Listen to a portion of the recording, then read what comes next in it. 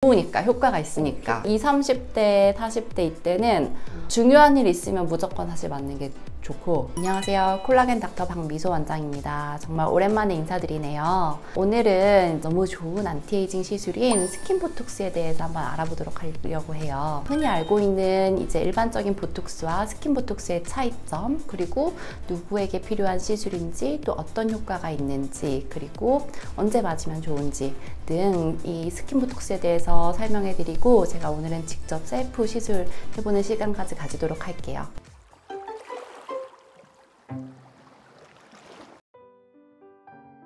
스킨보톡스와 보톡스와의 그 큰 차이점은 바로 보톡스가 들어가는 위치의 차이인데요. 우리가 흔히 이마나 미간, 그리고 눈가에 맞는 이 주름 보톡스, 그리고 턱에 맞는 턱 보톡스 같은 경우는 근육에 보톡스가 들어가게 됩니다. 근육에 보톡스가 들어가면 신경 말단 부분에 있는 아세틸콜린이라고 하는 물질이 분비되는 걸 억제해서 근육의 수축을 방해한다고 생각하시면 돼요. 그래서 근육의 수축이 방해되기 때문에 우리가 표정을 짓는 근육이 움직이지 않게 돼서 주름 생기는 걸 억제하고, 턱보톡스 같은 경우에는 턱의 수축을 억제해서 근육이 움직이지 않게 되니까 서서히 근육이 위축되는 과정을 통해서 우리 턱 라인의 변화를 시키게 되는데요.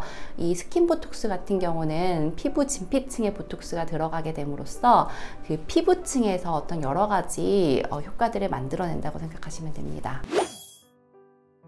보톡스가 피부층에 들어가서 만들어내게 되는 효과, 원리는 크게 세 가지로 말씀드릴 수 있는데요. 첫 번째는 잔주름 개선과 피부결 정리입니다. 몸의 근육과 다르게 얼굴의 근육은 이 근육의 끝이 피부의 진피층이라 닿아 있어요. 그래서 이 근육의 움직임에 따라서 미세한 표정들이 나오게 되는 건데요. 이것 때문에 여러 가지 이제 잔주름들이 생기게 되는 거예요. 또 피부가 얇은 분들은 우리가 얇은 종이일수록 더 잘 구겨지는 것처럼 그만큼 더 잔주름이 더 많이 생기게 되는 거고요. 그래서 이런 얕은 피부 표면층에 있는 근육의 움직임을 방해하고 억제시켜서 우리 피부에 있는 잔주름들을 좀 개선시키고 피부를 좀 더 매끈하게 만들어 볼 수 있는 시술입니다. 둘째는 피지 분배 억제를 이용한 이제 모공 수축 효과입니다. 아세틸콜린이라고 하는 물질이 신경 말단 부분에서 나와서 근육도 수축시킬 뿐만 아니고 피지선에 자극을 주어서 피지를 더 많이 만들게 되는데요. 이 아세틸콜린이라고 하는 물질이 생기는 거를 보톡스가 억제하다 보니 피지샘에서 피지가 과도하게 만들어주는 것을 보톡스가 억제시킬 수 있습니다. 그렇기 때문에 과도한 피지 분비 때문에 모공이 많이 늘어져 있고 확장되어 있는 경우에는 이 피지 분비가 줄어들므로써 자연스럽게 조금 모공이 축소하는, 수축하는 효과를 얻어볼 수 있는 거죠. 세 번째는 콜라겐 생성 자극입니다. 사실 이 보톡스 자체가 콜라겐 생성을 유도하는 효과는 없어요. 그런데 이 스킨보톡스 시술 자체가 이 진피층에 미세한 어떤 손상을 줌으로써 그게 다시 재생되고 회복되는 과정을 통해서 콜라겐이 다시 재생되고 생성되는 이런 어떤 효과를 기대해 볼 수 있습니다. 스킨보톡스는 모든 연령대에 다 추천을 드릴 수 있고요. 중요한 어떤 일정을 앞둔 분들께는 추천을 드리는 시술이기는 해요. 20대에는 이런 과도한 피지 분비 때문에 늘어난 모공, 그리고 수축시킬 수 있는 효과가 있고, 또 앞으로 좀 잔주름이 생기는 걸 좀 예방하는 목적으로 20대부터 받아볼 수 있을 것 같고요. 30대나 40대는 이제 일단 깊은 주름이 생기는 걸 좀 예방해보는 효과가 있고, 이미 생겨버린 잔주름들을 좀 펴보고 개선시키는 효과가 있을 수 있을 것 같아요. 50대 이상의 연령대에서는 피부결이 그래도 조금 팽팽해지면서 피부결이 매끈해지기 때문에 좀 화장이 잘 먹어서 피부가 좀 좋아 보인다 하는 효과를 만들어 볼 수 있을 것 같습니다.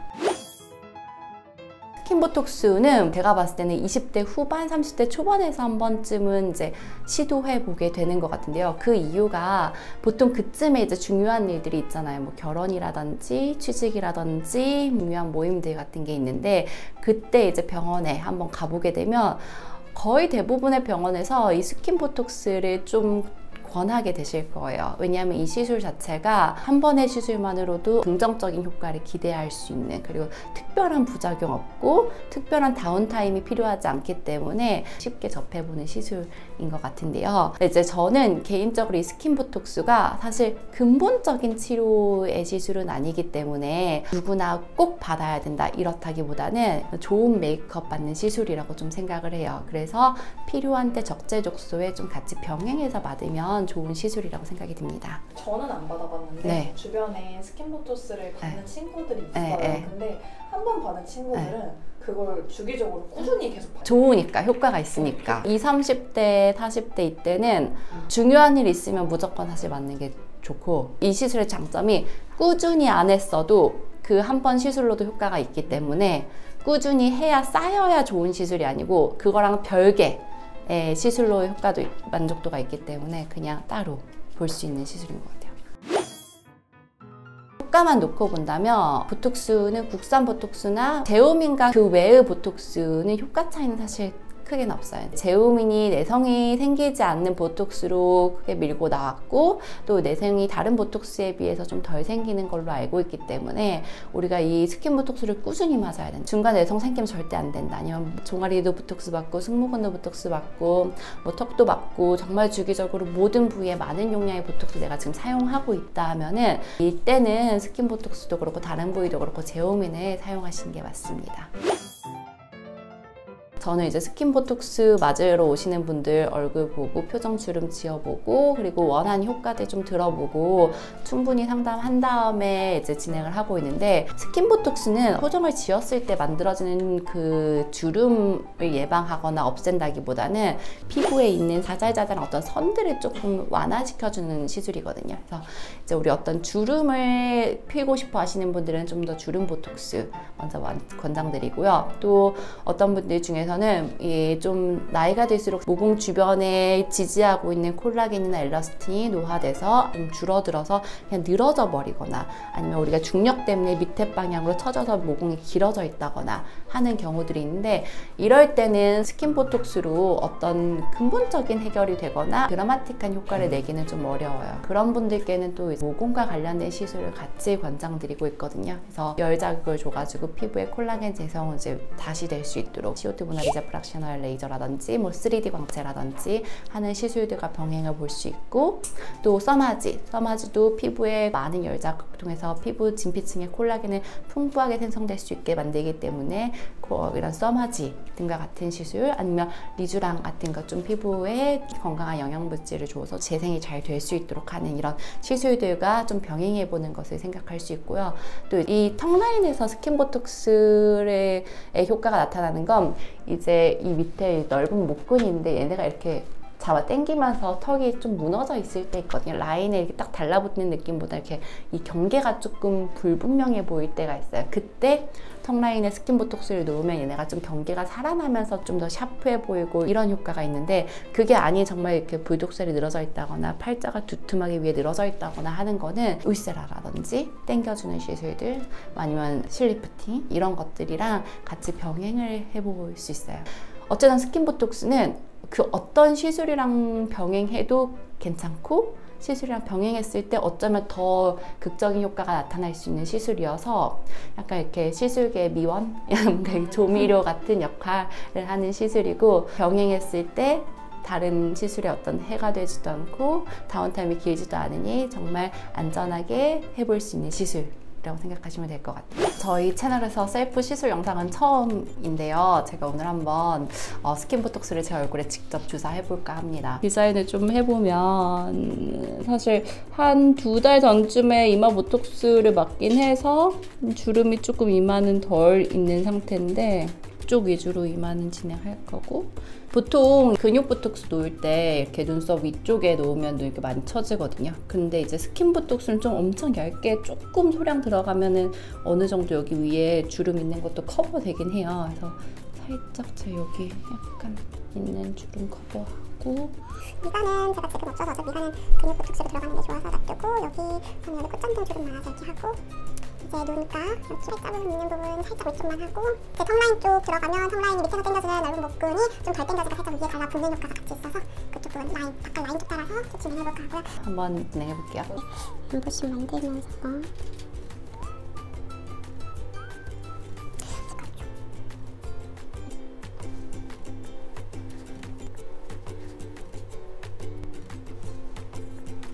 있는 거랑 네. 그 눈가 보톡스랑 또 달라요? 달라요.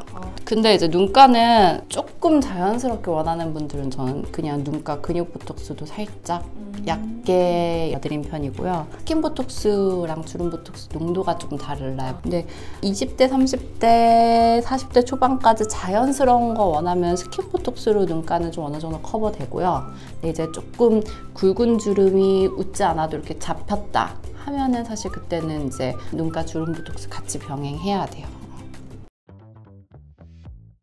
시술 받고 이제 1에서 2주 정도 후부터 효과가 나타날 거고요. 시술 주기는 반복 시술 받으려고 한다면 한 3, 4개월 정도? 그리고 나중에는 한 6개월 정도? 모든 보톡스는 너무 자주 너무 많은 양을 자꾸 반복적으로 맞으면 당연히 내성이 생길 수 있기 때문에 내성이 생기면 스킨 보톡스도 주름 보톡스도 어떤 보톡스도 효과가 없을 수 있어서 그래서 조금 적당한 이제 병원에서 권장하는 주기대로 오셔서 맞으시는 게 좋아요.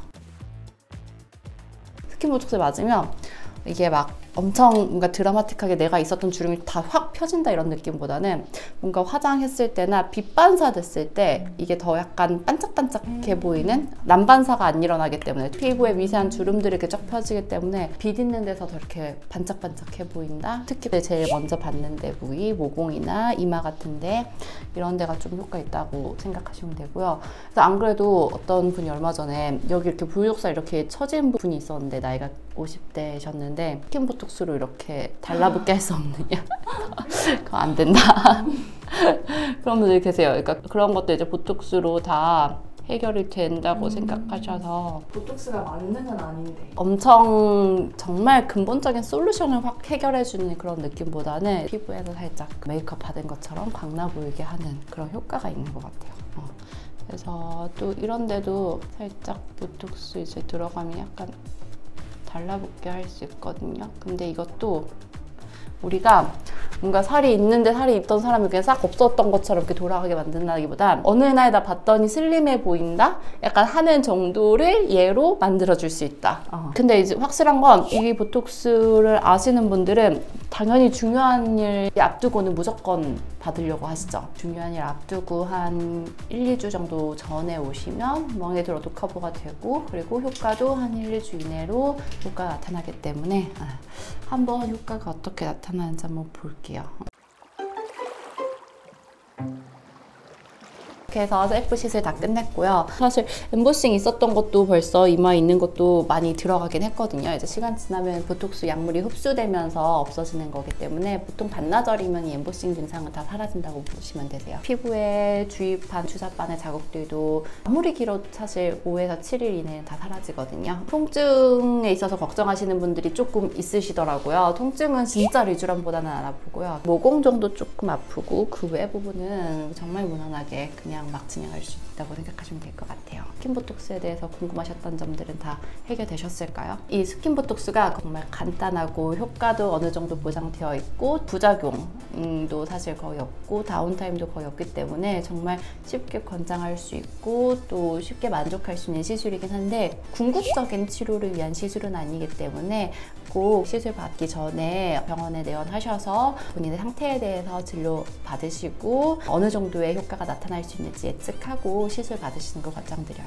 오늘 영상이 도움이 되셨길 바라면서 좋아요, 구독, 댓글, 알림 설정 해주시고요. 그러면 오늘 영상 여기까지 할게요. 안녕.